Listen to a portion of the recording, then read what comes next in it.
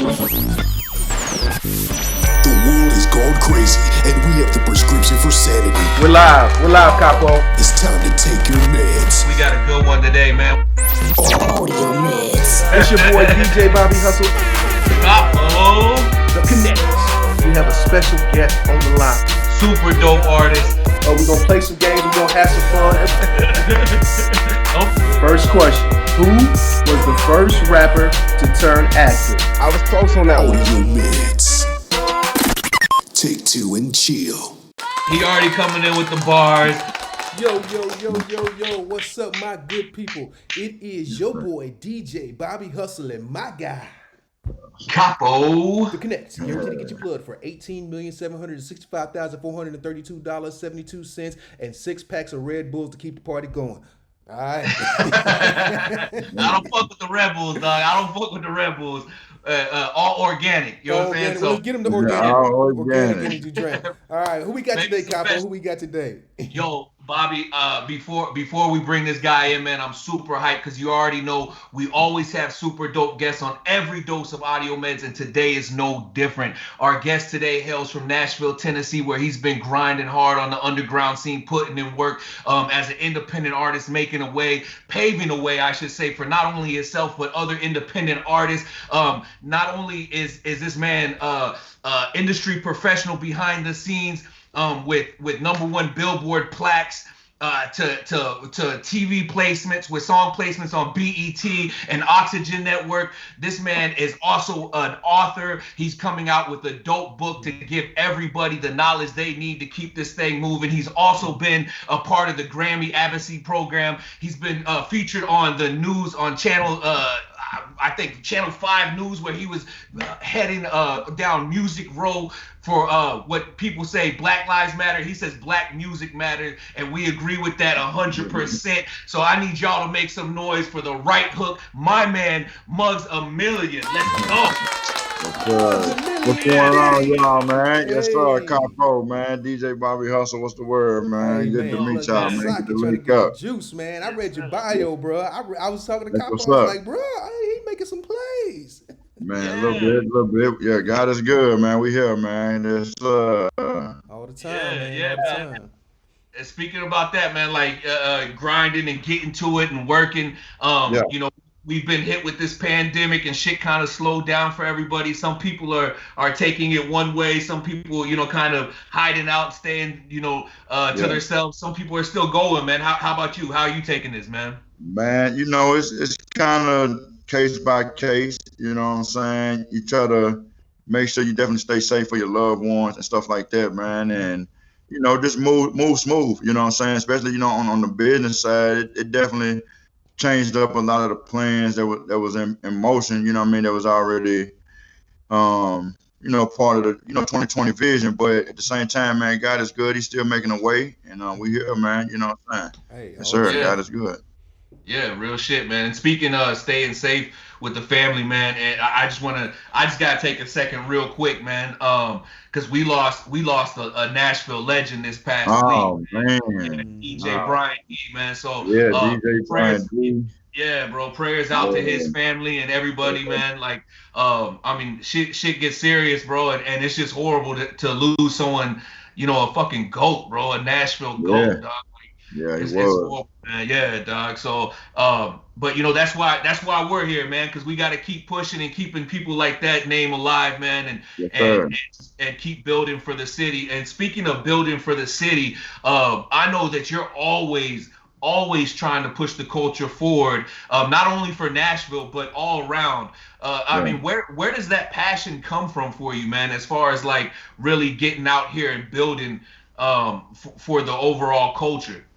Man, you know, I've been doing it for so long, and you know, I just got a love for the music and seeing other people be able to, you know, live out what they trying to do too. You know, God done blessed me in a lot of ways to experience some things that a lot of people haven't been able to experience. You know what I'm saying? And even though it may not have been on big major levels as some people would want to see happen for you. You know what I mean? I still was able to experience it and bring it back to be able to let other people, you know, still be able to get to them next levels in their career and different stuff like that, man. And, you know, just building with people, like networking is just the key to this industry anyway. You know, building with people, coming together.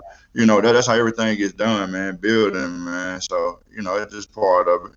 Okay, yeah, man. It's like the old saying goes: your network is your net worth. You know, Yes, and, sir. you know, and it's No, like that's real. you know, shouts out to the internet though, because it's been allowed us to keep the network going since the pandemic. Because you know, like Yeah. a lot of things been shut down. Me myself, you know, I've been staying out the way, but still, since the internet is here, been getting to the bag. You know, so I can't complain about that. You know, I'm blessed. But you know, I don't like to use the C word, the conspiracy theories. But like, if you've seen the show before, man, we have this section where we go down the rabbit hole. So I want you to take a journey with me real quick, Muzz. We're about to take a journey down a rabbit hole. It's time to take a trip head first down the rabbit hole where you learn some shit you didn't even know. All right. Okay. If you've seen the show before, you know this is the part where we dive down the rabbit hole, you know, and if we talk about some crazy things, and today's no different. But today we're talking about space, outer space, and it's open for business. Now, it's no secret that our favorite tech billionaires, Elon Musk, Richard Branson, Jeff Bezos, have constantly been trying to figure out how to get even richer than they already are in space. Well, space tourism seems to be the next play that music mogul and billionaire Richard Branson has go ahead and over the last several years has been touting about how he's going to be the first civilian to build a spaceship and go to outer space and make $1 zillion selling tickets to rich people who want to buy the tickets. Well, it actually looks like it's about to jump off. The CEO of his company, Virgin Galactic, made an official press announcement that Richard should be ready to crank things up and take his first trip sometime between January and March 2021, which is right around the corner. So my question to you, Muggs, is with you know, urban folks like us being more business savvy, trying to diversify and things like that, will you be joining these super billionaires and opening up a business in space? Hey, I'm gonna speak super billionaire over my life and claim that.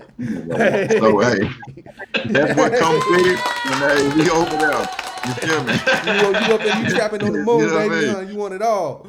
Hey, no, if that's what comes with it, nah. I mean, that's different. You know what I mean? Like for real, that's different. But you can't. It's not far fetched. You know what I mean? You can see it coming.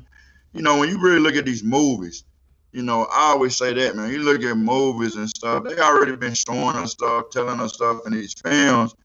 And, you know, we think it's movies, but this is stuff that they really plotting and planning and making moves on, you know, and it just all be a matter of time before us as the people catch up to it. You know what I mean? So, hey, like I said, super billionaire, I can see that. Hey, You know, you gotta think you're a super millionaire, you know, you going overseas, you getting out of the country at least, but that's the next level even beyond that. You know, it's like, okay, it's too many of y'all even in other countries. I'm trying to go to the whole next, you know what I mean, galaxy, you know what I mean, next planet. I'm getting out the ozone layer. Fuck this shit. I don't go to the next planet, man. We done sent enough people over there to test it out. We good. You know what I mean? Let's go. Hey, it's top of the year, man. 2021 is the year. Go ahead and get your rocket boots ready. Hey, man, like the Jetsons, think about it, man. You got the Jetsons and all that stuff that they showed. I mean, this is when we was kids. You know, I don't know how age range, but like the Jetsons was already out of space. Oh, yeah. You know, living normal lives like we see today. You know what I mean? Like we live in our households, man. So like, hey. Well, you know what's crazy? You know what's crazy, Muggs? Is I was watching the Cable Guy.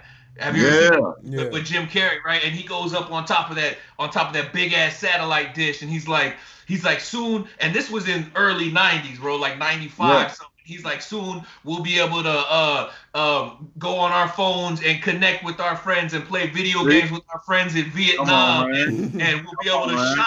Yeah, we'll be able to grocery shop and do all of our shopping right from our phones and all of our cable, watch TV. I was like, yo, that's what's going on right the fuck now. That's crazy. No, for real.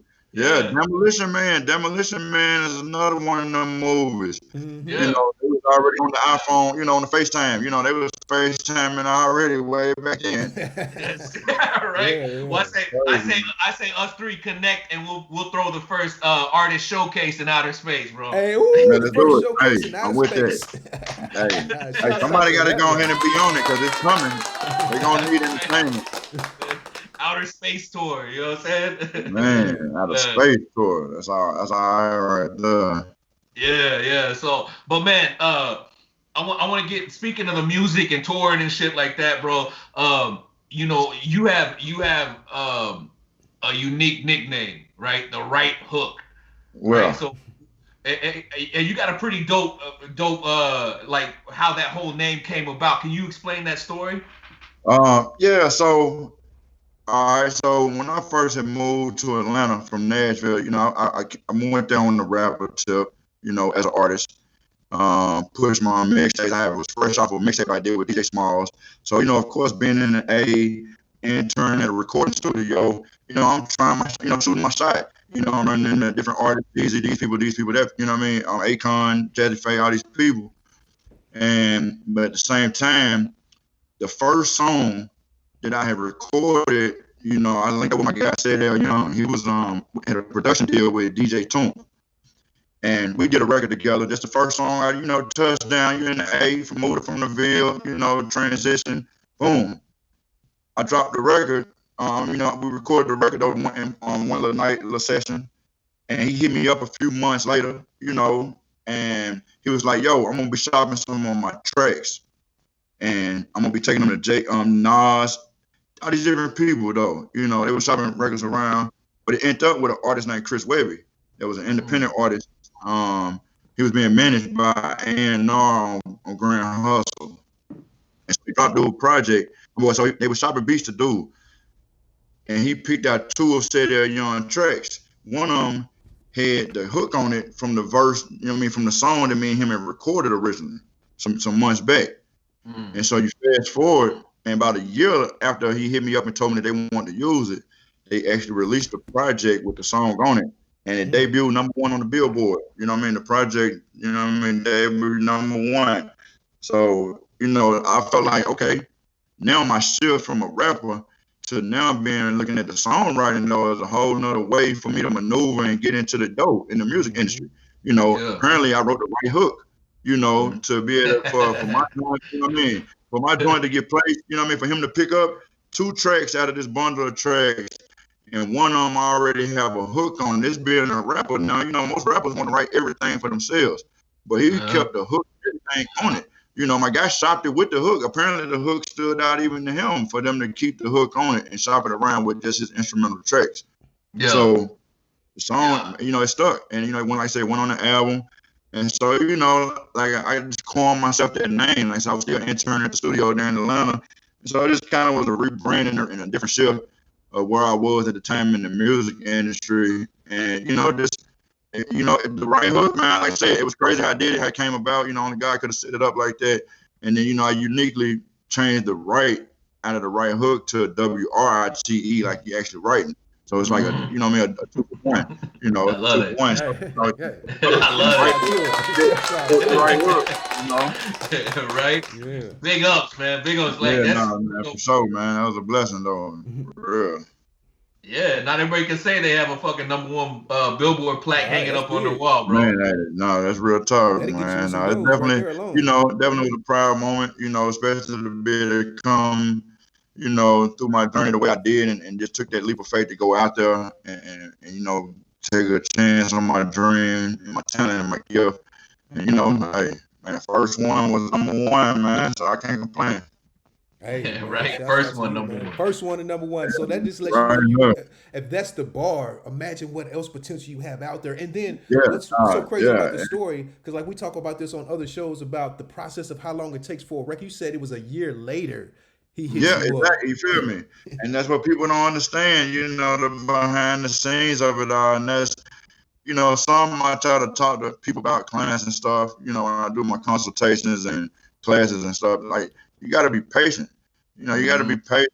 It takes time. It's a building process. It's it ain't necessarily, I say, about perfection as much as it is about proper execution or something though. You know, Real because shit, we all real know shit. they will never be perfect. You know what I'm saying? We all know the day everything could be good and smooth, checked out of the list. Day of the event, something gonna happen. You know what I'm saying? It just that's just part of Right. it. You know what I mean? That's Never just part of fails. it. Yep. Yeah, That's so it just ain't gonna life. never be perfect anyway. Yeah. You know, Yeah. Well, but you know, I it's think about in the music industry, I think it's like overnight success is like 10 years. You know what I'm saying? Like yeah, no, and really, and for real talk, but the way the internet done shifted and then make it look, people think it was really overnight. You know, like they just put something out and all of a sudden took off.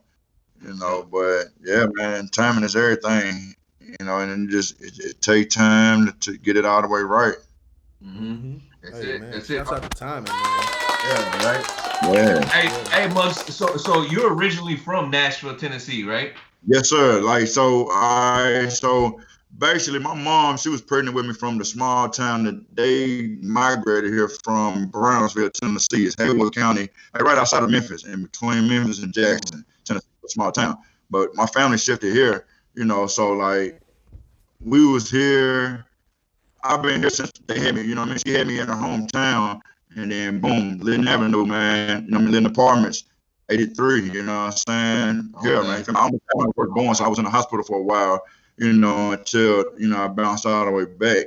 And so once I bounced all the way back, good, man. So I was here, man. You know what I mean? Day one, you know, kindergarten, all that, all the way out, man. Babysitters, all that, you know. Yes, sir. East Nashville primarily early on, and then kind of North Nashville once I, you know, became mid and older teenage, kind of just shifting back and forth, man, in the streets and stuff like that. Man, that's real Yeah. talk. And Yeah, I like to Nashville say native. it's Yeah. where you became a man or woman at is where you from. You know what I mean? Because Yeah. sometimes you might Yeah. be born here, but you have no memory of ever living there. So it's Yeah. where you became an adult at, became and got Yeah. your cojones. Is Yeah, I like yeah. that. No, that's for real. Yeah, and, you know, I spent a lot of summers down in my home, you know, my family hometown and stuff though too. You know, definitely keep tight with my roots and all that good stuff, man. When I was, you know, early on as a youngster, but yeah, man, Nashville native, man, it definitely made me who I am. I feel that, man, because I've bounced around my whole life, you know, being what they call an army brat. Gotcha. Like all over, bro. But I've been, you know, in Nashville I'm not since like you 97, Nashville, 98, bro. bro. So that's Nashville's home, dog. Like Yeah, you Nashville's home, man. Nashville. Yes, sir. Yeah.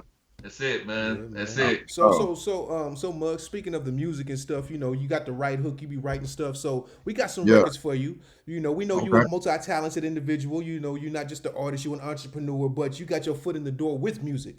You know, so you Okay. can't never forget those roots. So we got a couple records. So we got this record called Go Get It. You know, Yeah. so I seen it, checked it out, dope. I like how you did the video. You know, you put it together. So for those who haven't heard this record, tell us a little Okay. bit about what was going through your mind when you made this magic. All right, so Go Get It was one of them kind of records. Now, I'm gonna give y'all the backstory on the song. Like that's a 2014 record. So when I actually, you know, we're talking about timing again. Here we go talking about timing. You know what I mean? Like I said again, yeah, that was a 2014 record. So we was actually on the promo run when I first made the transition to Mug Amillion. You know, just taking my original, you know, like Capo introduced me earlier, my real original rap name is MUG. When you know the game, which is now the company name. So anyhow, you fast forward and I come back, you know, like with the music thing, and I ran with the Mug Amillion to imprint that brand and name as a rapper and recording artist. I had the You Again and the 20 White Boys I was pushing on the promo tour. Right at the end of the promo tour, was gearing up to start putting some more records together. So I had to Go Get It record as my next, you know what I mean, to come back with, and it was time to come back again anyway. But like I said, we set on everything, transition. I became doing the stuff with the mic and everything. But the Go Get It record, it's just about like what they're saying, man. Like we all become at that point in time where we just make that decision of like, man, you know what I mean? Like no matter what, you know, yeah, it's hard for me. I got to do what I got to do. You know what I mean? Like 2-3 jobs if I got to, overtime, double grind, you know what I mean? Double hustles, whatever. You know what I mean? Like you got to go get it, you know, and, you know, you tell people, you know, that you want to, people say, let me know if you need something, this or that, you know what I mean, looking for opportunities and stuff like that. But sometimes them opportunities still don't come through, and so you got to just do what you got to do, and it's a whole lineup and series, man. It's the way I'm laying that EP out, that's why that record kind of fit perfectly anyway, man, because like I said, what I'm trying to also do during this 2020 gap and pandemic that we in, man, it's motivate the people though, no matter who the president, no matter who the president was going to become, we know for us as minorities, we still got to go get it. You know what I'm saying? No, it ain't going to matter. You know what I'm saying? So just wanted to make some music, man, to motivate the people. And then the video treatment, I knew there was Council TSU Homecoming again, super Nashville native.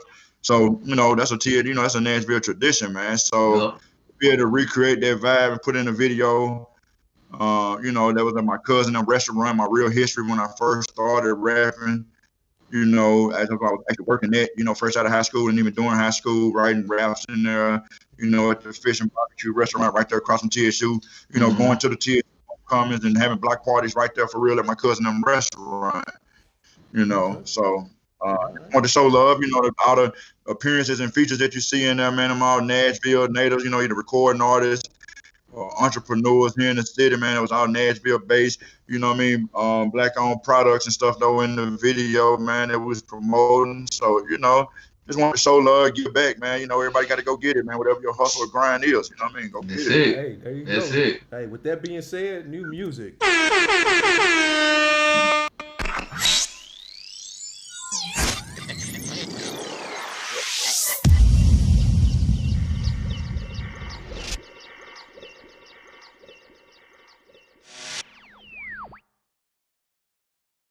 I just got off the phone with my stove. She's supposed to be pulling up. Can you have one trying to get to the homecoming, baby? I got y'all. Oh my goodness. I mean, next time don't use the car. Stop, please.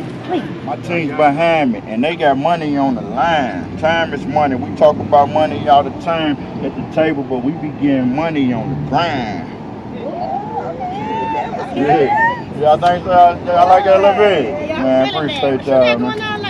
Man, shoot us out here on the grind. What's going on, though? So if you ain't too busy, if you can head back, we're having a little block party for the TSU homecoming. And you need to slide through. Yeah, you need to. We at TJ's. Yeah, we at TJ's. Right there by TSU. I know where y'all at. I'm gonna pull up. Yeah. You get real out here. Can't be still out here. Gotta go get it. They caught up in the lights and the fame while I'm trying to get caught up on the lights in my name. Bill money short, new posts, yeah, I had to. The rent late, everything past due. On top of that, I'm sick of eating fast food. Money slow, so I gotta make a fast move. Back to what I know best, go get it. Hard time, 9 to 5, ain't gon' get it. No shame in my game. White girl, Mary Jane, you would do the same thing. I'm trying to maintain, so put me in the game. I can't get it from the bench. If it don't make dollars, then it don't make sense. I ain't got nothing but my name. Going for it all, coach, put me in the game.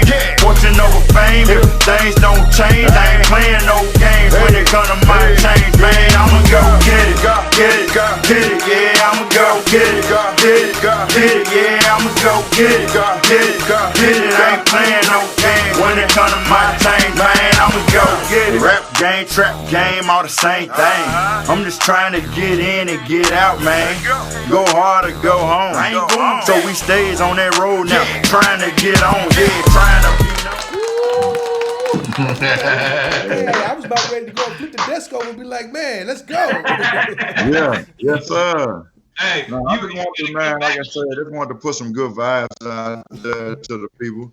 You know what I mean? Like I said, motivate everybody. Hey, that shit was that shit started getting that fire going when you was gonna come back. I was gonna be gone. I was about to go get it. Yes, sir. It's time. Yeah, it's time, baby. Come back and just be a chair spinning, bro. I mean, that's what's up. Yeah, nah, man. So, hey, real quick story, man. TSU. I think this is, speaking of TSU homecoming, man. Yeah. The first time I ever met you, bro. Yeah. I was at, I think it was 2004. maybe 2005, maybe one of these, right? And I went to TSU, and I was with my girl at the time, or my wife now, but we went to TSU homecoming, bro. We were going up there just to check everything out, see some performances, and you came up and hit me with the mixtape, bro, and I ended up copying bro. I was like, yo, I had to respect the hustle because I was doing the same shit at the same time, but like you came out and I was like, your pitch was so on point. I respected the grind so much. I was like, yeah, I'll cop one, bro. I'll cop one. Yeah. And I think you were even just giving them out, and you were like, yo, if you want to give something, cool. If not, but and then after that, you ended up performing at the homecoming at the stage, bro. And I was like, yo, my man killed it, man. So that shit was dope, dog. That's what's up. That's a good story right there, man. I know it was something like that on the grind, you feel me? But I ain't never seen you on every time.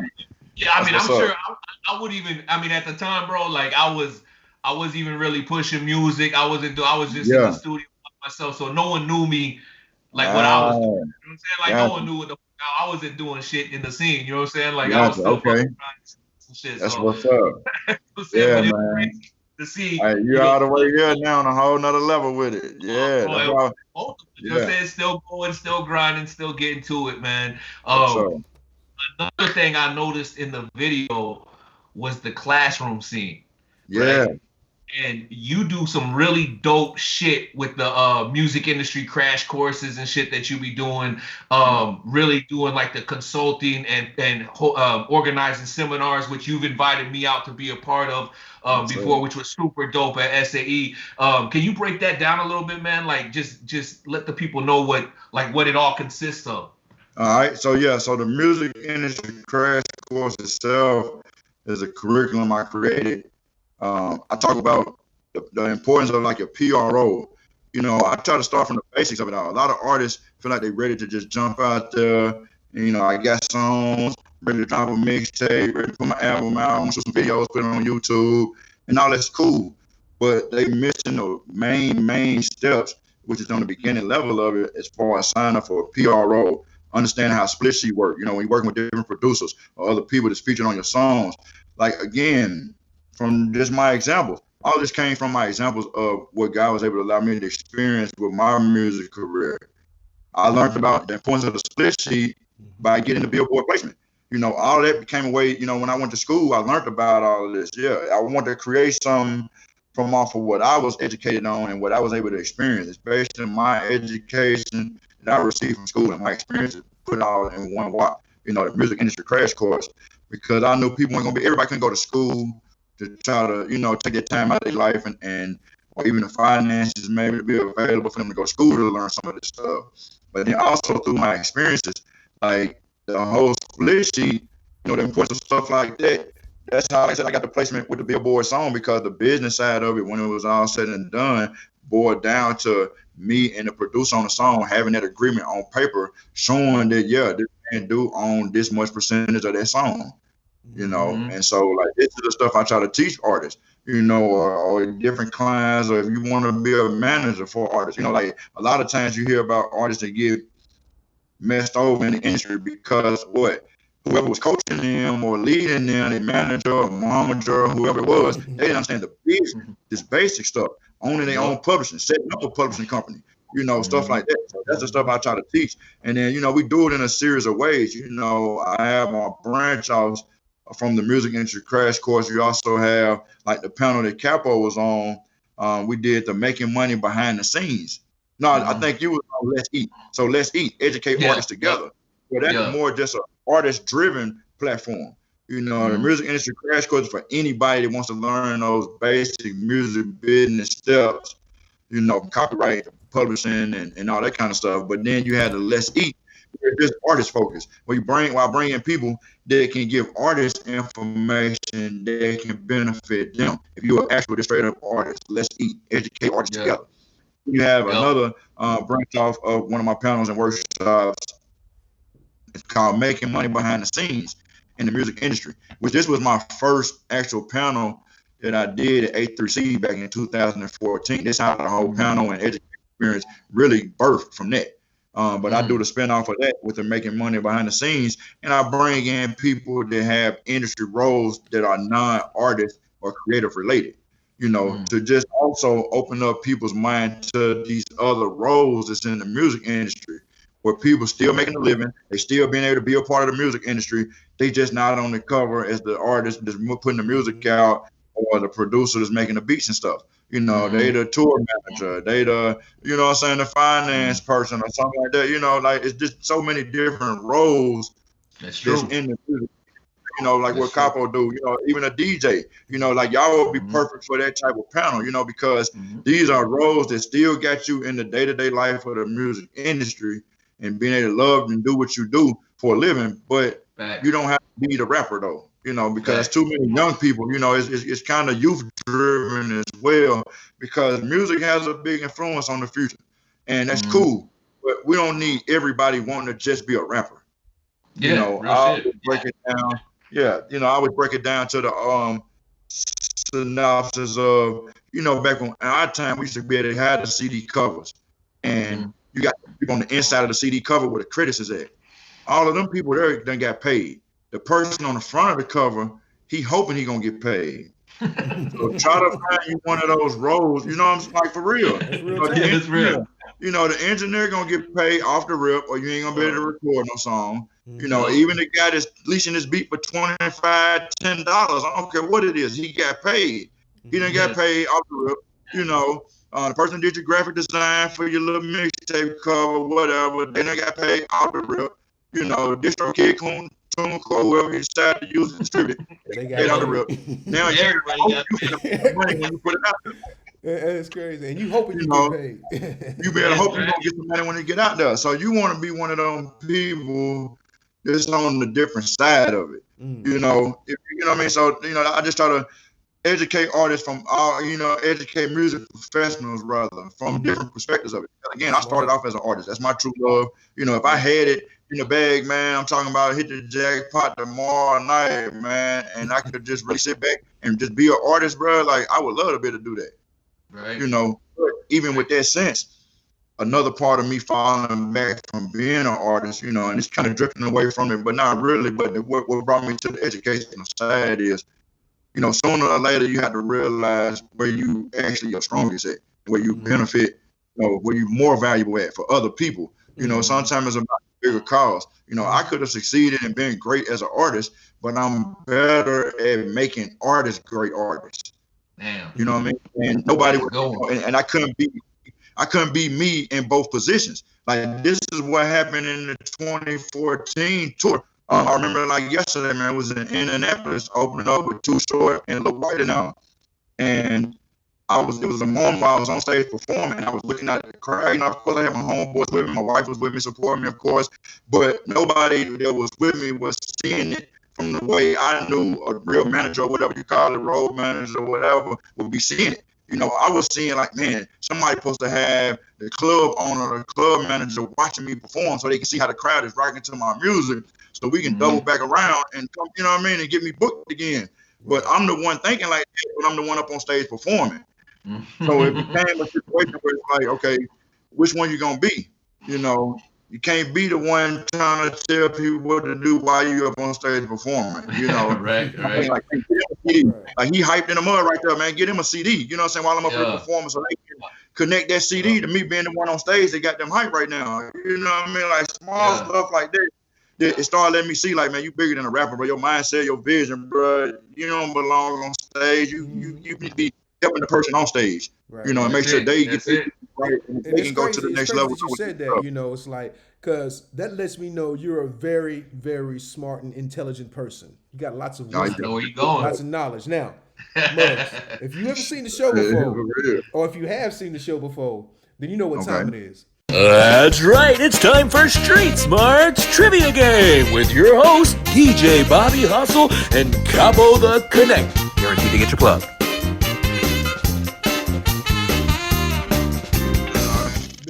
All right, so I'm about to get it in round one. I'm about to go ahead and start with some hip hop history. Here we go.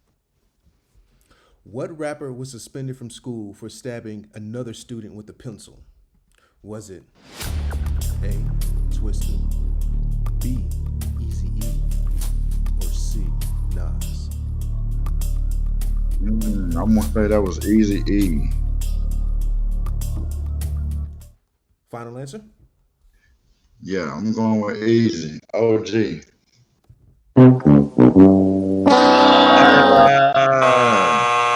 Nas. He was suspended school in 7th grade for stabbing one of his fellow students with a pencil. He raps about it on the John Blaze, saying, "I used to pack a number 2 pencil."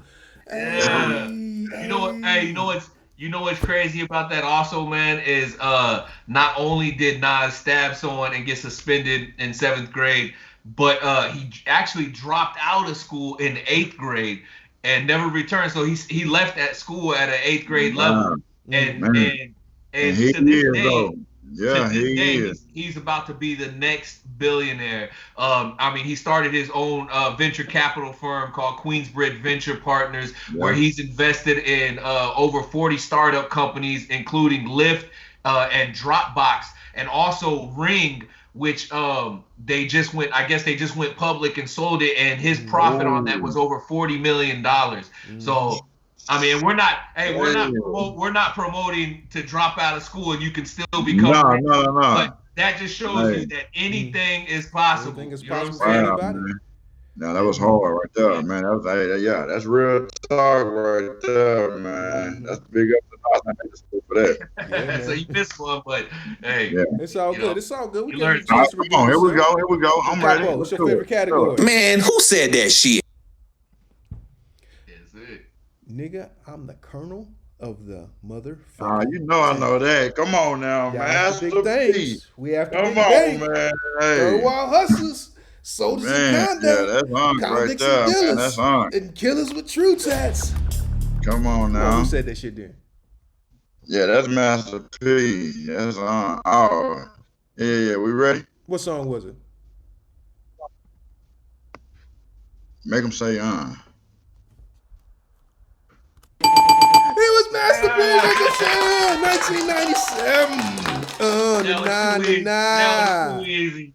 Yeah, it was. Yeah, that was my. Hey, that's me. All day, my P. So that was too easy. Okay, so we ain't done that. Yeah, I hate I missed that Nas one. No, it's all good though. It's all good. You know, so you can't win them all. You can't win them all. You know that. But we all grew up watching hood classics. So we're gonna play you a movie clip, and all you do is tell us what movie it is. Here we go. Now this is what you call a hood classic. I mean, waiting, sorting me out with these fucking Mexicans. Chicago, man. Why are you talking about Mexicans? I'll kick your ass. Tell you what, man. You better quit smoking that shit at lunchtime, all right? Because we got our own country, eh? Yeah? What the fuck y'all keep sneaking out? That shit is funny, right? Arriba, ese!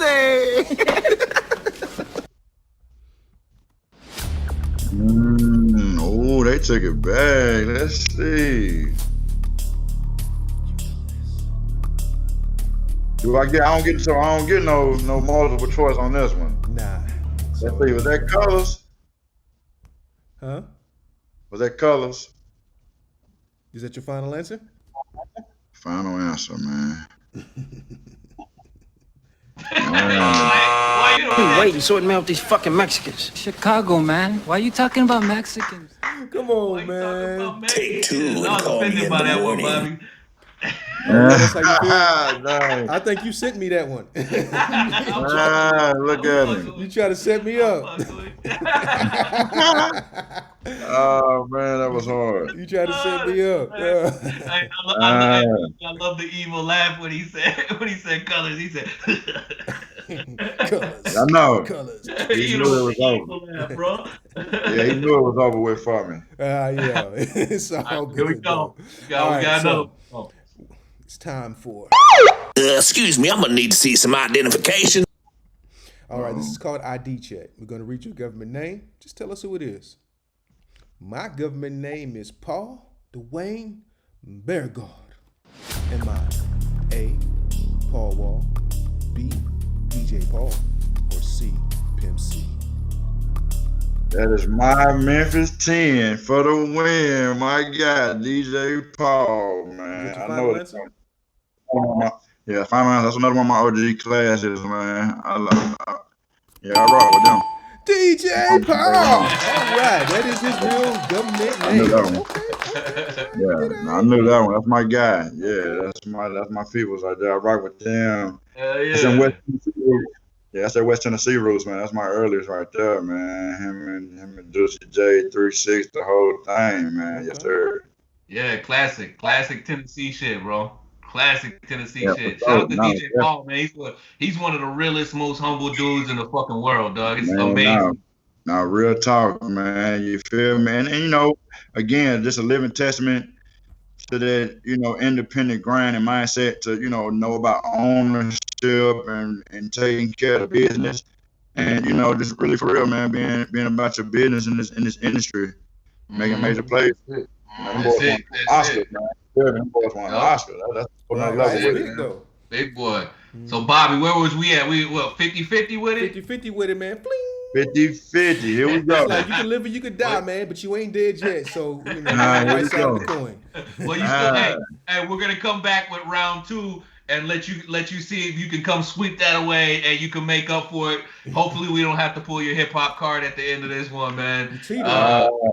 Hey, he's teetering. He's right on the edge. Come on, I got it. Let's do it. Oh, we gonna come back to it, man. But like we were saying, we were speaking on hip hop knowledge and, like, you know, with Street Smarts trivia, just being educated, and we're talking about the crash courses that you got and stuff. And another lane that I wanted to talk about that a lot of people, a lot of artists, I should say, and even producers don't really even know about or don't try to pursue is placements and sync. Which you've got 2 placements, right? BET and Oxygen Network, correct? Yes, sir. Yeah, BET's The Game and what was it? Bad Girls Club, season 13. Bad Girls Club, yeah, man. So, you know, and it all again came by way, for one, like from the very beginning of the questions y'all asked, networking. It was through, you know, my publishing instructor from when I went to school. Me and him stayed in touch. He schooled me on the knowledge and stuff about how publishing works and getting songs licensed and placed with TV and film, sync licensing and sync fees and stuff like that. And, you know, I was like this hip hop go-to guy. You know, he had a library of songs he would pitch to different TV shows and stuff like that. But I was like the go-to for the hip hop music. You know, even when I was in class, I was the only one like us doing them kind of classes, songwriting, music publishing, and stuff like that at Nashville State. And so we stayed together on it, yeah, man. And you know, it was a cool little situation to get that phone call. And actually, the crazy story behind it, and this is one of my things that showed me a confirmation, and that I was doing the right thing with the music industry crash course. The very first one that I held while I was living in Atlanta, this was in March of 2015. The very first one I had, no lie. I went to open up my computer and connect the Wi-Fi. And I got the Wi-Fi and stuff connected in the venue that we was gonna have the class at. And the first email that ended up coming through once I popped the computer on was my publishing instructor that hit me up saying, "Congratulations, we got another one." And that was the night that I got the placement, for the BET's The Game episode. Yeah. So you know, kind of like wow, okay, here I am about to take this change from an artist to educating people, not teaching this class, this curriculum I created from my experience. And the first night of me finna do it, man, like boom, real life just come back and, you know what I mean, into effect just right there on the spot, like boom, you know, here go another music publishing placement that you can talk to them about and tell people, you know, that it is possible for you as an independent artist too, you know. And that's the thing I want artists to understand is, like, the way the placement came about, they could have easily used a T.I. or 2 Chainz type of song, but them guys gonna cost you $25,000, $30,000 to use a song in these type of, whereas they may offer somebody like me $2,500, and I'm gonna be super cool with that. You know what I mean? Like, for real, $2,500. Yeah, and then you get the back end still, you know. So it's like $2,500 up front for 30 seconds of my song to be played in an episode of a TV show, man. Let's get it, you know. And so, like, and stuff like that, like, it's a forever money to come in though. every quarter I still get paid for that because those shows rerun, you know, here on satellite TV or even out in other countries and all that. You know, my royalty statement has got other countries where the episode's still getting played and I'm still getting paid. So like that's forever money that, you know, I try to educate artists and songwriters and producers on. It's like there's more ways to make money off your music than just throwing it up on iTunes or YouTube. That's it, man. Right. That's it. No. Yeah. And you gotta love that, bro, because because them platforms ain't really paying you nothing anyway. Again, $1,200. This is just the upfront money from BT. You know what I mean? $1,500 or whatever the placement may be. So you know, as long as it's gonna take you to make $1,500 on Spotify, there's gonna be a lot of streams. A lot of streams. So you know, like money like that, though, you can do. Boom, you get 2-3 episodes locked in on a TV series, and you know made $4,000-$5,000 real quick. You don't know it. Like being honest, you know, majority of the independent artists, they don't never make $5,000 off of their music on YouTube or Spotify. You know, and collectively over time, over years, it may be $5,000, but to see that kind of money in one whop, boom, here you go. Like, you know, I done had movie opportunities in front of me. You know, I'm seeing $100,000, man, for the lead song or the outro song, running the credits on the outro, man. $100,000 sing fee for one record.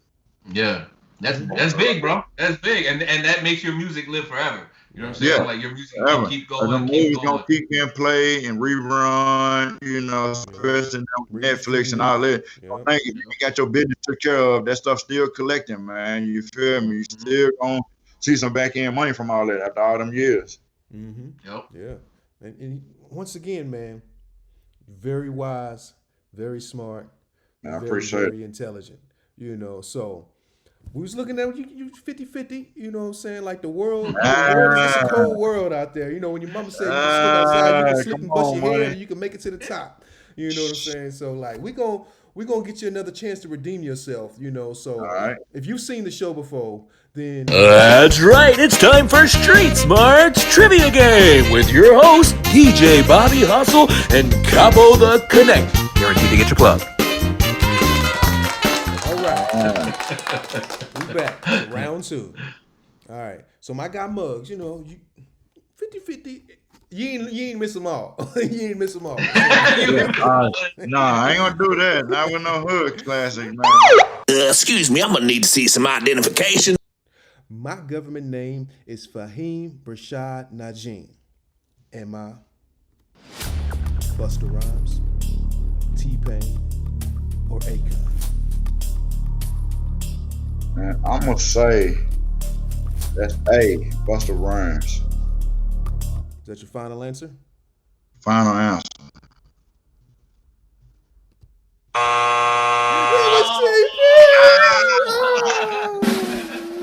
Busta Rhymes got a name that's similar to it. Like, I knew. The island, so he's got something like that. Yeah, I knew Busta Rhymes names was something like that. That's why it threw me off, man. Cause I know he up in there with it like that.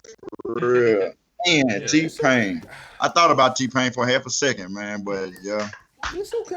Dang. It's okay. It ain't over yet. You still got a few more. All right. So now, Capo, I think this is your favorite category. Who said that shit? Now that I escaped the sleepwalker awake, those who could relate know the world ain't cake. Jail bars ain't golden gates. Those who fake, they break when they meet their 400-pound mate. Who said that shit? Oh man, hold up, it's slipping my head. Hold on. He can hear it. He hears it. Exactly. Oh,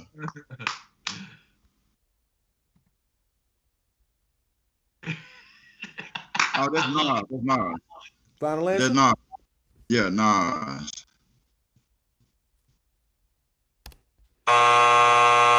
It was the Fugees, ready or not. Wyclef Jean. Oh man, that one was so hard, bro. Cause look, I was hearing "If I Ruled the World" in my head. I was hearing it on the hill. I was hearing Lauryn Hill with the "I Rule the World," man. Oh, that hurt me. Yeah, she was on that hook. Yeah, man. It's okay. It's okay. It's okay. Hold on. That ain't good. That ain't good. You coming back, bro? You coming back? Let's get it. All right, hold on. We all grew up watching hood classics. I'm about to play you a movie clip, and you just tell me what movie it is. Here we go. Now this is what you call a hood classic. What, I'm supposed to be scared now because you got a pistol, motherfucker? I just spent 5 motherfucking years in the joint. I told you I'll pay your monkey ass when I feel like it. Better suck my dick. Fuck on this,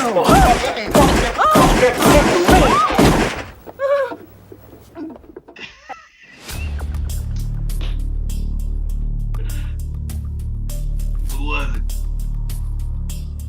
Oh, that's Menace to Society. Final answer? Yes, sir.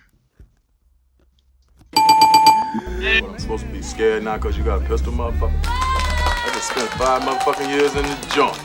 I told you I'll pay. There you go.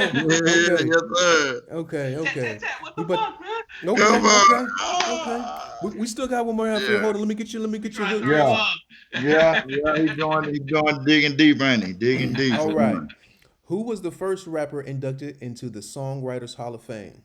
Oh, right. Oh man. Jay-Z, Okay. Ice Cube, or Snoop Dogg? Jigga, what's his mother name? Yes, sir. Jay-Z. Who could it be? We're waiting on you, Jigga! You got it right. Hey. Yes, sir. Shouts out to my guy, man. Was inducted to the Writers Hall of Fame. That's dope, man. No, that was big, man. When they seen that, man, that was some good stuff though to see that. But that's crazy for the first hip hop artist to be inducted in 2017. Only 3 years ago. You feel me? All them years later, man, because they never really considered what we do songwriting. You know, and that's the sad part about it. And even rappers don't understand that. You know, again, back to the stuff I teach and educate, like you are a songwriter first, man. If you're writing them hooks, you're writing them verses, you're a songwriter. Somebody else may pick that song up and make it a hit, whereas it was just going to be a little local classic for you. But, you know, they put it on the radio, put radio money and marketing behind it, and now you're getting plaques and checks in the mail for it, though, just because you wrote it. So you're a songwriter. Yeah. Real shit. Real shit. And Jay-Z did plenty of that for a lot of people. You know, Jay-Z was doing that. And even his own, you know, to put out as many records as he had, you know, album-wise, you know, that's why Jermaine Dupri was right behind him. You know, like them guys wrote a lot of songs for a lot of people. Yeah. You know, and they were big records too. Yeah, big records. You know, that's the thing. They just weren't just cool songs. You know, these was number ones, man, weeks at a time, and Grammy winning and all that good stuff. So yeah. I mean, you can't deny that. You know what I'm saying? Like you can't deny like you that. said, but it's crazy that it took so long though. But you know, it is what it is. We're here now. Better late than never, right? You know what I'm saying? That's it. So real quick, man, before we get into the last segment, I wanted to talk to you real quick about Black Lives or the Black Music Matters, I should say. Yeah. A movement that you started and took over Music Row in Nashville, which everybody knows, or the people that aren't familiar with Music Row, it's an area in downtown Nashville where all the music labels and publishing companies, anything that has to do with the music industry is based, but it's very country and pop driven. And well, you break it down, man. You tell what was the process with the movement that you created? Yeah, so it was fresh off the heels of the June 2nd Blackout Tuesday that the whole music industry kind of put together. So I kind of felt like us being here in Nashville natives, being labeled the music city and music capital of the entire world, I wanted to put something out there from us, you know, to let it be known right here in our town. You know, if we're going to be claiming a name like Music City, everybody should be included in it. It shouldn't be narrowed down and set up and designed for only one genre of music, a couple genres of music to succeed. You know, when in the fact of, you know, Black music has kept the music industry alive for all these years and time that, that we facing. You look at rap right now. You take away rap music right now, man, you have no music industry. All your big companies and, the endorsements that you're seeing, it's all coming by way of hip hop music. When you look at a commercial and it's promoting a product, though, they're not playing no Garth Brooks or nobody like that. They playing hip hop music. Even the Super Bowl halftime and stuff like that lately, man, it's been urban music. For the last, and then so you look at the Nashville level, Vanderbilt, primarily white college, but for the last 4 or 5 homecomings in a row, they've had a hip hop artist headline their homecomings. Yep, exactly. So it's going to show you that it's a need for our music here in this town, in the city. You look at downtown Nashville, those little party buses and stuff is riding up and down West End, all the way down to Lower Broadway. They not bumping no Boo School and Boogie on them things, man. They listening to top 40 hip hop and rap music, man. What I'm saying? 20, 30 white women here for a bridal party, bro. Is riding up and down the street, rocking out the Ludacris, bro. You know what I mean? And like that's real, like for real. So it's like we know they want this kind of music here because that's how they, accustomed to. Like times have changed. Nashville ain't the same Nashville it used to be. People done migrated and moved here from bigger cities, California, Houston, these Midwest towns, Chicago and stuff like that. And so they used to already having easy access to any kind of music. They're not just married to country music. They didn't grow up on their country music like that. This new generation of Caucasian people, they fond of hip hop. They favorite athletes, they favorite entertainers. It's all of some type of urban, minority stature, man. Let's just be real. Hey, we got hats off to you, man. Yeah, real talk, man. Shout out to you for stepping up. Yeah, appreciate it, man. I just want to make sure we did our part. Right,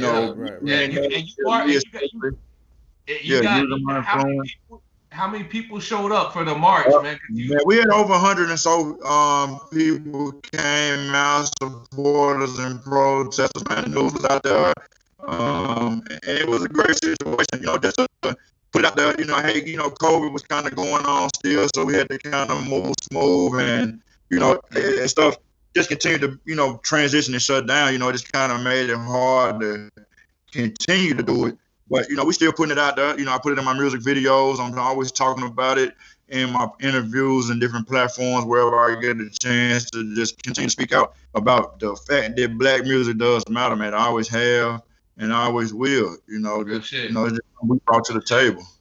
Yeah, that's what's up, man. Yeah, big applause for that, bro. Big applause for that, man. So Mug. Okay. Yes, now, with this trivia, you did all right. I mean, 1, 2, 3, 4 out of 8. I'm up now, right? I should be up, right? He did 50-50 the whole through. Yeah, you're 50-50 all the way through. Right? You 4 out of 8, which is cool. Like I said, you flip it, you can live, you can die. Right now, you ain't dead, so you good. You know what I mean? So we got one more thing before we get out of here, man. We ain't gonna let you get out of here that quick, man. We about to put you in the hot seat, man. About to do this real quick. Yeah, we about to put you in the hot seat real quick.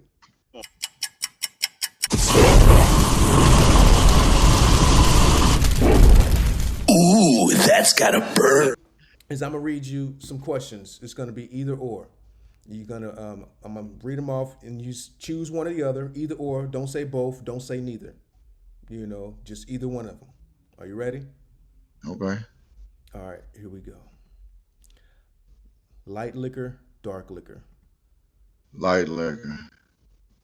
Big booty, little booty. Big booty. T.I. Jeezy. T.I. Fresh Prince of Martin. Martin. 50,000 up front and 50% publishing. 50% publishing. 10 $20 bills or 6 $50 bills. You doing the math? Yeah, I'm trying to make sure. Hold up, don't short me now. 10 $20 bills or 6 $50 bills.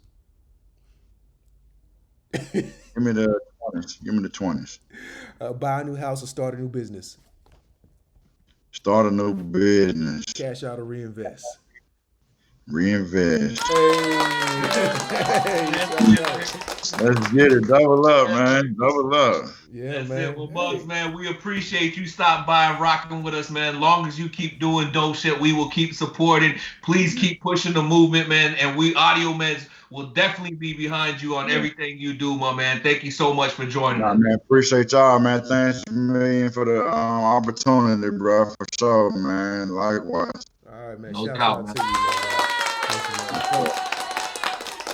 Yeah, man. Hey, you got a lot of knowledge, though, man. You know, it's like we need more people that's educating people on the behind the scenes in the music business part, because everybody want to be the star, everybody want to be the rapper, but like the rappers need help too. And it's like if they don't have the machine behind them, they can't do what they need to do. You know? Oh, man. And I mean, anybody that's spreading education like that and is trying to educate and help others grow, man, all we can do is applaud them and support them in their journey, man, because there's not a lot of people doing that, bro. So, Bobby, all right, what do we got for next week, dog? Man, first thing you got to do before we even talk about next week is you got to go to youtube.com/Audio Meds Podcast. Hit that subscribe button, ding the bell, follow us, join the crew. And if you follow us and join the crew and answer the questions in the comments, what they get, Capo? All they got to do is answer some of the Street Smarts trivia questions, and we're going to pick random people to get free Audio Meds merch, man. That easy. Oh, man, just like that. And speaking of next week. Oh, next week. The world has gone crazy, and we have the prescription for sanity. We're live, Capo. It's time to take your meds. We got a good one today, man. Audio Meds. It's your boy DJ Bobby Hustle. Capo The Connect. We have a special guest on the line. Super dope artist. We're going to play some games. We're going to have some fun. First question. Who was the first rapper to turn actor? I was close on that one. Audio Meds. Take two and chill. He already coming in with the bars.